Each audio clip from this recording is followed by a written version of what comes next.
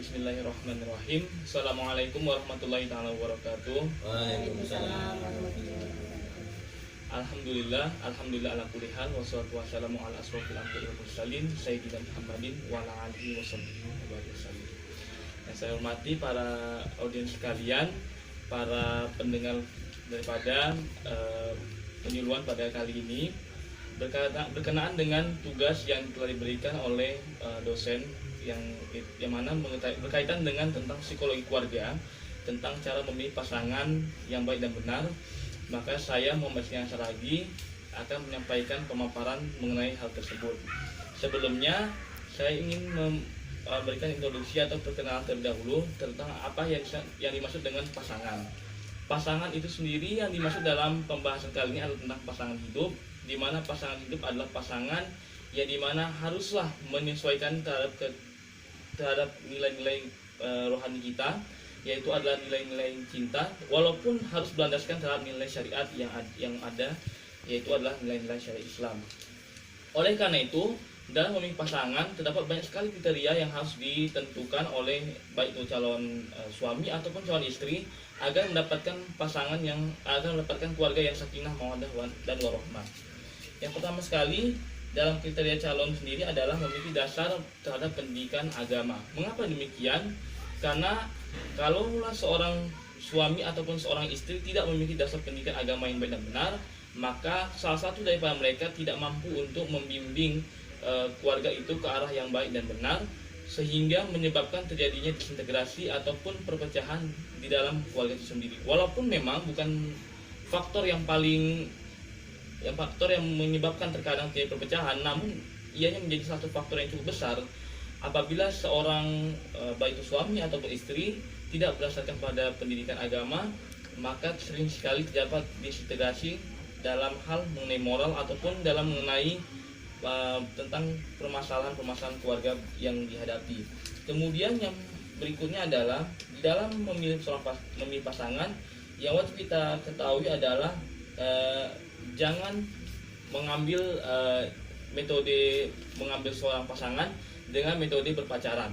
Mengapa demikian? Karena biasanya seperti mana yang kita ketahui, dalam pacaran sering sekali terjadi ataupun sering sekali tidak terkontrol, baik itu daripada cara-caranya, dan terkadang mengarah ke arah zina, di mana Allah Subhanahu wa taala sangat melarang hal tersebut. Oleh karena itu, kita sebagai umat Islam terdapat metode yang amat ampuh dalam mencari seorang pasangan, di mana dalam mencari seorang pasangan ditetapkanlah cara ta'aruf, yaitu saling mengenal, di mana terdapat upaya yang berupa seperti mediasi, di mana adanya mahram yang mengikuti jalannya ta'aruf, sehingga bila mana terjadinya metode seperti sedemikian, maka tidak akan terjadinya hal-hal tidak diinginkan di dalam mengenai satu sama lain.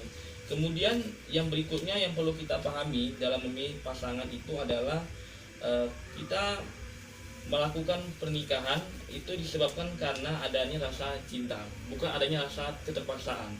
Juga terdapat dalam Sahih Bukhari bahwasanya ketika adanya seseorang yang dilamar, dalam satu riwayat di dalam sunnah tersebut, bahwasanya Rasulullah SAW mengisyaratkan pada Aisyah radhiyallahu anha bahwasanya apabila seorang pasangan itu telah terjadinya proses seperti demikian, itu tunangan dan sebagainya, maka dia harus ada persetujuan daripada istri. Hal inilah persetujuan daripada calon istri. Hal inilah yang melandaskan bahwasanya suatu perkawinan haruslah dilandaskan terhadap persetujuan daripada masing-masing pihak, baik itu calon suami ataupun calon istri, sehingga pernikahan yang ada itu adalah dilakukan karena cinta, bukan karena keterpaksaan daripada kedua keluarga yang berkenaan. Kemudian adapun juga yang salah satu yang paling penting adalah mengutamakan kekerabatan yang lebih jauh dalam memilih pasangan. Mengapa demikian? Agar kita bisa memiliki relasi dan keterkerabatan yang lebih luas, sehingga tidak menciptakan circle ataupun jejaring masyarakat yang cenderung berada di situ saja, sehingga ketika kita memilih pasangan, kita bisa juga ikut meluaskan jalur silaturahim kita antar keluarga besan yang kita nikahi. Kemudian salah satu hal yang paling penting adalah mampu mengelola ekonomi. Bagaimana kita bisa memahami bahwasanya ketika kita memilih seorang calon suami ataupun calon istri, dia mampu mengelola ekonomi adalah dilihat daripada background ataupun latar belakang daripada kehidupannya sebelum kita mengenalnya lebih jauh. Kita bisa mendapatkan informasi itu daripada orang-orang yang terdekat daripadanya tentang bagaimana dia mengelola ekonomi ataupun bagaimana cara pertanggungjawabannya dalam menghadapi suatu permasalahan.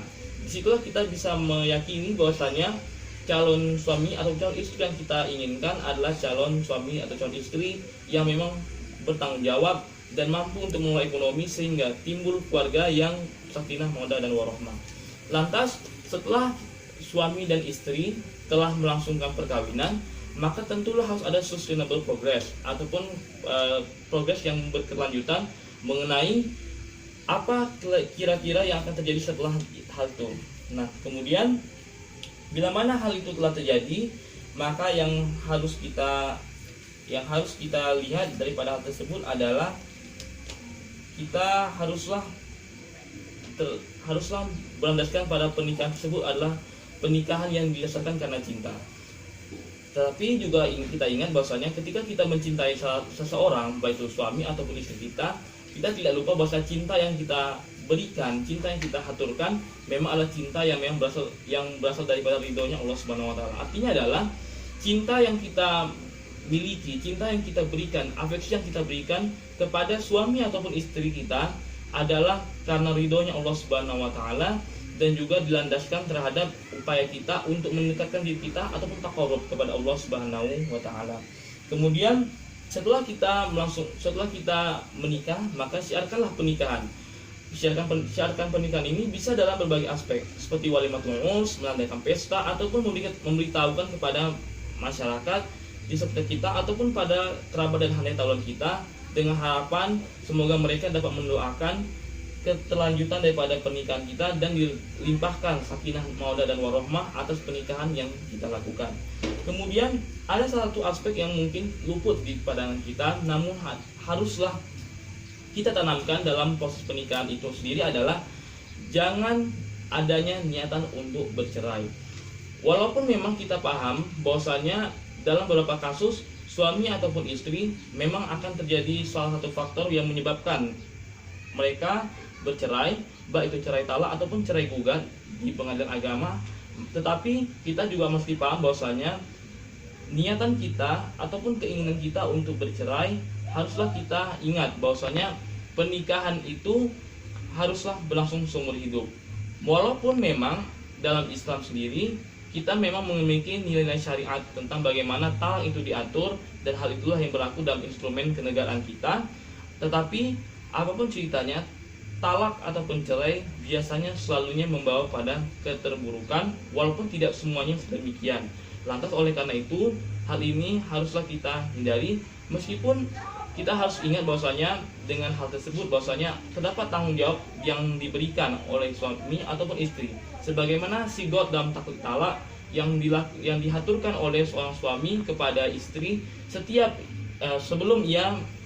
setelah ia melangsungkan akad nikah, maka sepantasnya seorang suami haruslah mengikuti ketentuan yang ditentukan dalam taklid tersebut.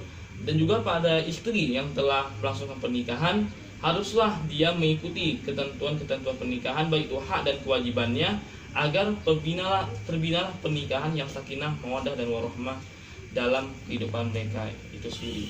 Maka demikianlah proses penyuluhan yang saya berikan terkait hal ini. Akhirul kalam, subhanakallahumma rabbana wa bihamdika asyhadu alla ilaha illa anta astaghfiruka wa atubu ilaik. Akhirul kalam, wassalamualaikum warahmatullahi taala wabarakatuh. Waalaikumsalam.